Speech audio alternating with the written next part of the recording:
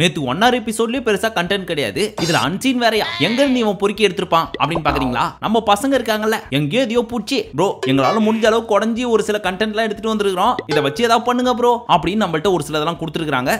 எனக்கு கீழே நிறைய அன்சீன் கட்சிது வா உனக்கு தரேன். அப்ப அவங்கள மதிச்சு நம்மளும் ஒண்ணு பண்ணோம்ல, அதே மாதிரி நீங்களும் போன வாரத்துல அன்சீனே வரலன்னு சொல்லி ரொம்ப ஃபீல் பண்ணிட்டு இருந்தீங்க. அதனால இருக்கிறத வச்சு சிறப்பா ஒண்ணு பண்ணுவோமே அப்படின்னு சொல்லி ஒரு சில அன்சீன் கிளிப்ஸ் எல்லாம் உங்களுக்காக எடுத்துட்டு வந்திருக்கிறோம். சோ பார்த்து என்ஜாய் பண்ணுங்க. பட் அதுக்கு முன்னாடி ஒரு 3வது நிமிஷம் கிட்ட ஒரு விளம்பர இடைவேளை வரும். அதை என்ன பண்ணணும் அப்படின்றத நான் சொல்லி தான் உங்களுக்கு தெரியணும்ன்ற அவசியம் கிடையாது. சோ பார்த்து பண்ணிக்கங்க. இப்ப ஆரம்பிக்கலாங்களா? Start the whistle. இதுல ஃபர்ஸ்ட் எடுத்த உடனே நம்ம மஞ்சரி உங்க எல்லாருக்கும் ஒரு ஃபேன் பேஸ் இருக்க மாதிரி எனக்கு ஒரு ஃபேன் பேஸே இல்லையோ அப்படின்னு தோணுது என்று ஃபீல் செய்து கொண்டிருக்கிறார். அப்பொழுது நம்ம தீபக் அண்ணே, இங்க பாரு மஞ்சரி, ஒரு படம் அப்படின்னு எடுத்துக்கிட்டோம்னா ஒவ்வொரு கேரக்டர் இருக்கும், ஹீரோ, ஹீரோயின், காமெடியன், இந்த மாதிரி ஏகப்பட்டது. அதுல ஒவ்வொன்றுத்துக்கும் ஒவ்வொரு ஃபேன்ஸ் இருப்பாங்க. இப்ப சௌந்தர்யா எடுத்துக்கிட்டேன்னு வச்சுக்கேன், இது வரைக்கும் ஒரு டாஸ்க் கூட ஒழுங்கா பெர்ஃபார்ம் பண்ணது கிடையாது. இருந்தாலும் அவளுக்கு ஃபேன் பேஸ் இருக்காங்கன்னா ஏன் அவ பண்ற ஒரு சிலதெல்லாம் ரசிக்கிறதுக்கு ஒரு குறிப்பிட்ட மக்கள் இருக்காங்க. உதாரணத்துக்கு அப்படின்னு முடிய பின்னாடி போடுவாங்களோ ஒரு மாதிரி, அதுக்கு ஒரு சில ஃபேன்ஸ் இருக்காங்க. இப்போ ஒரு படத்துல ஒரு சில காமெடியன்லாம் இருக்காங்கன்னு வச்சுக்க, அவங்க மூஞ்ச பார்த்தாலே சிரிப்பு வரும். அதுக்காக சௌந்தர்யாவை காமெடி பீஸ்னு சொல்ல வரல, ஒரு உதாரணத்துக்கு சொன்னேன். அந்த மாதிரி யார் அட்ராக்ட் பண்றாங்கன்ற ஒரு விஷயம் இருக்குல்ல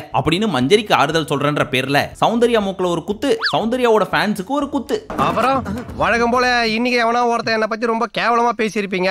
அடுத்து ராணுவ பத்தின ஒரு டாபிக் வந்துச்சு. அப்ப நம்ம ஜாக்லின் கேக்குறாங்க, டேய் எவ்வளவு தாண்டா வெளியே காசு கொடுத்துட்டு வந்திருக்கிற அப்படின்னு, அதாவது பிஆர் டீமை பத்தி கேக்குறாங்க. அதுக்கு நம்ம ராணுவம் சீச்சே அப்படி எல்லாம் ஒண்ணும் கிடையாது அப்படின்னு சிரிச்சு சமாளிச்சாரா. அதுக்கு நம்ம மஞ்சரி, அவன் சிரிக்கிறான் பாரு, அப்ப கொடுத்துட்டு தான் வந்திருக்கானா அப்படின்ற மாதிரி கேட்டுட்டு இருந்தாங்க. அப்ப ஜாக்கி என்ன சொன்னாங்க, விட்டா டைட்டில் வின்னரே ஆயிருவான் போல இருக்கே அப்படின்னு. அதுக்கும் வாய்ப்பு இருக்கு அப்படிங்கிறார் ராணுவ. டேய் அவ்வளவு காசாடா கொடுத்துட்டு வந்திருக்கிற, என்னடா சொல்ற, எவ்வளவுதான் காசு கொடுத்துட்டு வந்திருக்கிற, டேய் காசு இருந்தா என்ன வேணா பண்ணலாமாடா, உங்ககிட்ட அவ்வளவு பணம் இருக்கா அப்படின்னு ரொம்ப ஃபீல் பண்ணி பேசிட்டு இருக்காங்க ஜாக்கு. அப்ப நம்ம மஞ்சரி என்ன சொன்னாங்க, அவன் எந்த கான்ஃபிடன்ஸ்ல பேசிட்டு இருக்கான்றது எனக்கு இப்ப புரிஞ்சிடுச்சு, எதுக்காக சௌந்தர்யா மாதிரியே பண்றான், எதை பார்த்துட்டு உள்ள வந்திருக்கான் அப்படின்னு. முத்து, ஜாக்கு, மஞ்சரி, தீபக் அண்ணே எல்லாரும் ராணுவோட வாயை என்னதான் புடுங்கணும்னு ட்ரை பண்ணாலும் எவ்வளவு காசு கொடுத்துட்டு வந்திருக்கேன்னு சொல்லல, நான் பிஆர் செட் பண்ணிட்டு வந்திருக்கேன்னு ஒத்துக்கல, சிரிச்சே சமாளிக்கிறாரு. ஸ்டைலா சமாளிக்கிறேன். ஆக்சுவலா நமக்கே டவுட் ஆகுது, நம்ம கமெண்ட் செக்ஷன்ல வந்து நிறைய பேர் ராணுவுக்காக சப்போர்ட் பண்ணி பேசுறாங்களே, அவங்க எல்லாம் உண்மையிலேயே ராணுவோட ஃபேன்ஸா இல்ல அவரோட பிஆரா அப்படின்னு. யார நம்பர்னே தெரியல தாசனா,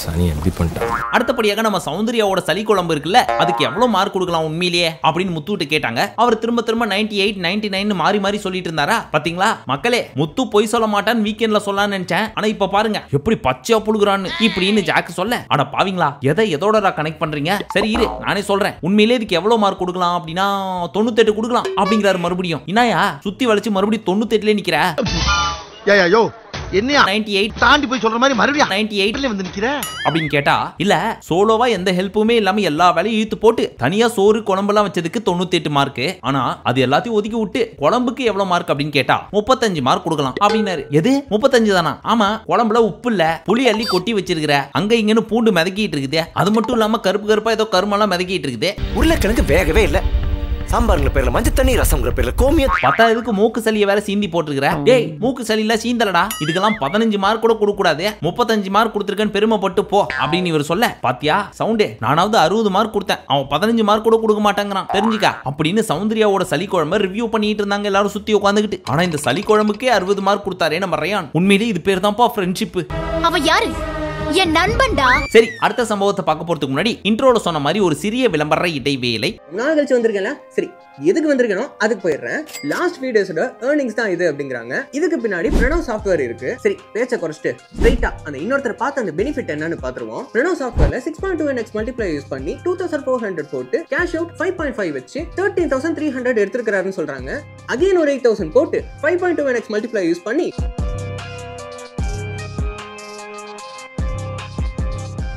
44,500 எடுத்திருக்கிறாருன்னு சொல்றாங்க. 100% சாஃப்ட்வேர் அக்யூரசினால 2,400 வச்சு 44,500 வரைக்கும் எடுத்திருக்கிறாரு அப்படின்னு சொல்றாங்க. இந்த சாஃப்ட்வேரை கிராப் பண்றதுக்கான Telegram channel link description and pin கமெண்ட்ல இருக்கு. அதுல get hack bot option use பண்ணி பிரணவ கான்டாக்ட் பண்ணா சாஃப்ட்வேர் அப்சல்யூட்லி ஃப்ரீயா கிடைக்கும். அதுல ஆல்ரெடி பெனிஃபிட் ஆன அந்த thousands of users இருப்பாங்க இல்லையா, அவங்களும் இருக்காங்க அப்படின்னு சொல்றாங்க. அப்புறம் உங்களுக்கே தெரியும், இத பத்தி உங்களுக்கு 1ல இருந்து 100 மடங்கு தெரிஞ்சா மட்டும் நெக்ஸ்ட் நம்ம ராணுவ சொல்லிட்டு இருக்காரு, இந்த பாய்ஸ் வெர்சஸ் கேர்ள்ஸ் அப்படின்னு இருக்கிறப்போ சௌந்தர்யா முத்துவை பார்த்து கேப்டன் கேப்டன் அப்படின்னு சொல்லுவாள்ல, அதெல்லாம் பாக்குறப்ப எனக்கு பயங்கரமா இரிட்டேட் ஆகும். ஏன்னா உனக்கு முத்துவை பிடிக்கும் அதானடா அப்படின்னு ஜாக் சொல்ல, ஆமா எனக்கு முத்துவை ரொம்ப பிடிக்கும் அப்படின்றாரு. இரு எப்படி சௌந்தர்யா பண்ணிச்சே அப்படின்னு அதே மாதிரி பண்ணி காமிக்கிறாரு.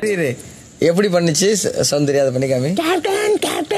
ஐயோ பயமா அது கடிச்சிடாத. இதெல்லாத்தையும் வெளில இருந்து பாக்குறப்ப எனக்கு சுர்னி ஏறுது. அப்படியே டிவியை போட்டு வச்சிட்டியா அப்படிங்கிறாங்க சவுண்டு. இல்ல அப்படிலாம் பண்ணல, ஆனா நீ பண்றதெல்லாம் பாக்குறப்ப டிவியை போட்டு உடைக்கிற மாதிரி தான் இருக்குது அப்படின்னு சௌந்தர்யா சொல்ல, ஃபர்ஸ்ட் இந்த வீட்டுக்குள்ள என்ன ப்ரொவோக் பண்ணதே இந்த சௌந்தர்யா தான். கேப்டன் அதே மாதிரி எனக்குள்ள இருக்கிற புளிய வெளியே கொண்டு வந்தது இந்த பீஸ் தான் அப்படின்னு சொல்ல, ஆமா சளியை வெளில கொண்டு வந்தாங்க அப்படின்னு கலாச்சிட்டு இருந்தாரு முத்து. அதிகமா அருவருப்பா பேசாதடா. இப்படியே ஒரு கான்வர்சேஷன் நார்மலா போயிட்டு இருந்துச்சு. அப்ப ராணவ் என்ன சொன்னாரு, இந்த சீசன்ல யார் தெரியுமா ஜெயிப்பாங்க, சவுண்ட் தான் அப்படின்ட்டாரு. இத பார்த்துட்டு சவுண்டே ஷாக் ஆவறாங்க. இவன் ஒருத்தன் நேரங்காலம் தெரியாம காமெடி பண்ணிக்கிட்டு அப்படின்ற மாதிரி பார்த்துட்டு, இப்படி ஏதாவது சொல்லிட்டு போயிருவேன், கட்சி வரைக்கும் நான் இவங்களோட போராடிட்டு இருக்கணும், ஸ்ட்ராட்டஜி ஏதாவது பண்ணிக்கிட்டு அப்படின்னாங்களா. அதுக்கு நம்ம முத்து, நீ ஸ்ட்ராட்டஜி போட்டு தானமா உள்ளே வந்திருக்கிற அப்படின்னு வேற ஒண்ணு மீன் பண்ணி சொன்னாரு நம்ம முத்து. பட் நம்ம ஜாக்கு யார் தெரியுமா ஜெயிப்பாங்கன்னு சொன்னாங்க, யார் இந்த கேமுக்காக உயிரை கொடுத்து ஆடி இருக்காங்களோ அவங்க தான் ஜெயிப்பாங்க அப்படின்னு சொல்லி இன்டைரக்டா முத்து மீன் பண்றாங்க. அப்ப மஞ்சரி ஆளாளுக்கு அவங்களே ப்ரோமோட் பண்ணிக்கோங்க அப்படின்னு சொல்ல, நான் ஒண்ணு என்ன சொல்லியே அப்படிங்கிறாங்க. இருந்தாலும் முத்து மேல ஒரு கண்ணு தான் நம்ம ஜாக்குக்கு. எனக்கு வெக்கமே வரணும்னு.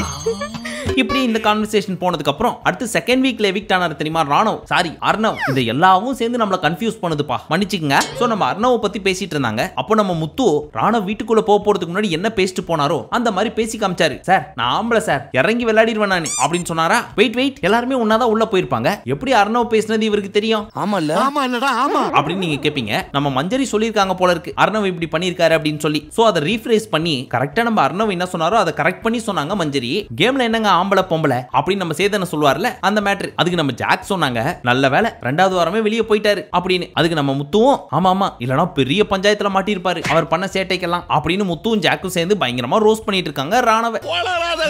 அடச்சே இது வேற கன்ஃபியூஸ் ஆயிட்டே இருக்குதுப்பா. ஐயோ மறுபடியும் ரோலிங் ஆகுது. இப்ப எதுக்கு தேவலாம அர்ணவ உள்ள கூட்டு வந்தீங்க? ஆனா நல்ல வேளை இந்த ராணவ் வர்றதுக்குள்ள அர்ணவ் போயிட்டாரு. இல்லன்னு வச்சுக்கோங்க ராணவ் அப்படின்னு சொல்லி இவங்க பேரை கரெக்ட் பண்ணி சொல்றதுக்குள்ள நான் படாத பாடுபட்டிருக்கணும். அதுக்கு நம்ம அர்ணவுக்கு தான் நன்றி சொல்லணும். எனக்கு என்ன சொல்றதுனே தெரியல சார், உங்களுக்கு எப்படி நன்றி சொல்றதுனே தெரியல சார். அதெல்லாம் ஒன்றும் தேவையில்லை. அடுத்தபடியா நம்ம முத்து என்ன சொல்லிட்டு இருந்தாரு, பாய்ஸ் வெர்சஸ் கேர்ள்ஸ் இருந்தப்போ என்னையும் தீபகண்ணனையும் தவிர்த்து ஒருத்தனும் வாயை திறக்க மாட்டானுங்க, நானும் அண்ணனும் தான் மாரடிச்சிட்டே உட்காந்துட்டு இருப்போம். அதுக்கு நம்ம தீபகண்ணன் என்ன சொன்னாரு, பயங்கரமா யோசிச்சு இந்த மாதிரி ஒண்ணு பண்ணலாம் அந்த மாதிரி ஒண்ணு பண்ணலாம்னு சொல்லி இந்த முத்து ஒரு 10 பாயிண்ட் சொல்லுவான், நான் ஒரு 4 பாயிண்ட் சொல்லுவேன். ஆனா இவனுங்க எதுவுமே சொல்லாம எங்களை பேசவே விட மாட்டானுங்க, இவனுங்களே முடிவு எடுத்துக்கிறானுங்கன்னு முச்சு விட்டு போயிருவானுங்க இப்படின்னு சொல்றதை கேட்டு முத்து என்ன சொன்னாரு, சீசன் 8 அப்படின்னா இங்க உட்கார்ந்திருக்க நம்ம எல்லாம் மட்டும் தான் ஞாபகத்துக்கு வருவோம் அப்படின்னு மக்கள் மனசுல இங்க உட்கார்ந்திருக்க பீஸுங்களை தவிர்த்து உள்ள இருக்கிறதுங்க எல்லாமே டம்மி பீஸ். சோ சட்டு புட்டுன்னு சோழியை முச்சு வீட்டுக்கு அமுச்சு விடுங்க அப்படின்னு நம்மள்ட்ட சொல்லாம சொல்லிட்டு இருக்கிறாரு. நான் எப்பப்பா சொன்னேன்?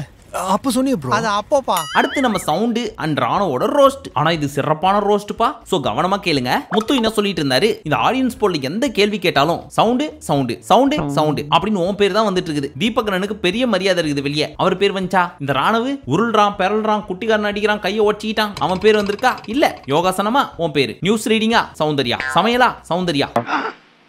ஆமா எனக்கே இப்பதான் தோணுது அதெல்லாம் ஒரு சவுண்டே, இப்படி உன் பேர் மட்டுமே வருதே, அதோட ஸ்ட்ராட்டஜி என்ன அப்படின்னு சவுண்ட் செட் பண்ணி வச்சுட்டு வந்த பிஆர் நக்கல் அடிச்சு முத்து ஒரு கேள்வி கேட்கிறாரு. இது ஜாக்குக்கு புரிஞ்சு போச்சு, எப்படி சிரிக்கிறாங்கன்னு மட்டும் பாருங்களேன். மாட்டிக்கிட்ட பங்கு. அப்போ உள்ளே இன்னொரு விஷயம் சொல்லட்டுமா ஜாக்கு, சௌந்தர்யாவும் ராணவும் வெள்ளந்தே ஃப்ரெண்டு. அப்படியாடா, இரு ஷாக்கா கோறேன். இன்னொன்னு சொல்றேன் கேளு, இந்த பீஸுங்களை ஒண்ணுக்கு ஒண்ணு பெருமையா தான் பேசணும்ன்ற அவசியமே கிடையாது. நான் ஒன்னு அடிக்கிறேன் நீ என்ன அடி, சோ இப்படி மாறி மாறி அடிச்சே இப்படியே முன்னேறி போயிடலான்னு வெளியவே பிளான் போட்டு வந்திருக்குதுன்னு சொல்லி பயங்கரமா கலாச்சிட்டு இருந்தாரா. அப்போ சவுண்ட் என்ன சொன்னாங்க, நாங்க ஒரே ஒரு ஷோல தான் வெளில மீட் பண்ணிருக்கிறோம், பாத்தியா ஒவ்வொரு உண்மையா வெளில வருது பாரு, போடு இன்னும் எவ்வளவு வருது பாப்போம் அப்படின்னு சொல்லி சுத்தி எல்லாரும் கேட்க, ரயான் என்ன சொன்னாரு, வீட்டுக்குள்ள வரப்போறதுக்கு முன்னாடி இவங்க 2 பேரோட போன் நம்பரும் 2 பேர்ட்ட இருந்திருக்கு அப்படினாரா. தீபக் அண்ணா புஷ்டாரு. ஓ கதை அப்படி போகுதா, அதனாலதான் 2 பேரும் பேசி வச்சு ஒரே பிஆர்ட்ட கொடுத்துட்டு வந்திருக்கீங்களா காசை அப்படின்னு புரிஞ்சுக்கிட்டு ஒரு பாட்டு பாடினாரு. அதை கொஞ்சம் கேளுங்களேன்.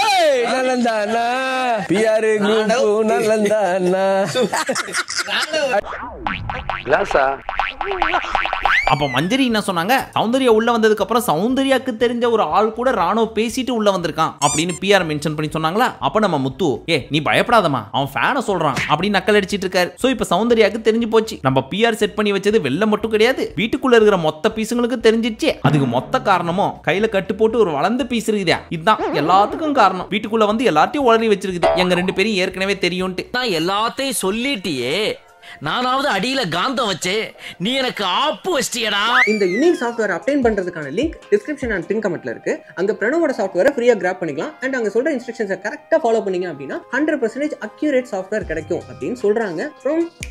பாருங்க. சரி, இன்னைக்கு தீபக் ஃபேமிலி, மஞ்சரி ஃபேமிலி, விஷால் ஃபேமிலி மற்றும் ரயான் ஃபேமிலி வந்திருக்காங்க. அவங்கள வச்சும் டாஸ்க் பண்ணியிருக்காரு நம்ம பிக் பாஸ்.